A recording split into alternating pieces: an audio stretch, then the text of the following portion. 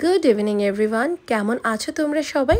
আর আমি তো খুব ভালো আছি। আর দেখো, দুদিন আগে আমি গেছিলাম আমার বুয়ার বাড়িতে এক রাত থাকবো বলে আমি ব্যাগ ভরে জামা কাপড় নিয়ে নিয়েছি।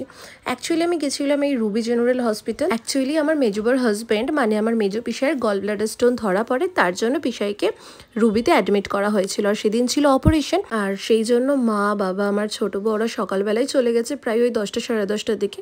আর আমি একদম লাঞ্চ করেই বেরিয়েছিলাম বাড়ি থেকে। আমি বেরিয়েছি তখন বাজে 4টে সাড়ে 4টের দিকে। আর সবাই যেহেতু সকাল থেকে না খাওয়া, সবার তো প্রচুর খিদে পেয়ে গেছিলো। তো আমার মেজুবা বলছিল যে ওদের হসপিটালেরও ক্যাফে আছে, বাট ওখানে যাওয়ার পর সত্যি বলতে সেরকম কোনো খাবারের অপশান ছিল না। আর রুবির বাইরে যেসব ফুড কোর্ট আছে না, সত্যি বলতে ওগুলো দেখে একদমই ভক্তি লাগছিল না।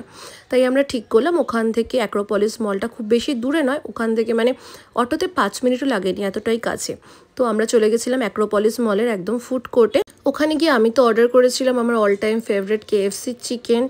আর সবাই ম্যাক্সিমাম অর্ডার করেছিল ধোসা, কজ আমার মা বাবা বুয়া ওরা ধোসাটাই বেশি প্রেফার করে। আর তারপর তো বাবা মা আর আমার ছোটো বুয়া ওরা উবের বুক করে চলে গেল। আর আমি সেদিন চলে গেছিলাম আমার মেজুবার বাড়িতে, যেহেতু জামাই অ্যাডমিট আর বুয়াকে একাই থাকতে হবে রাতে।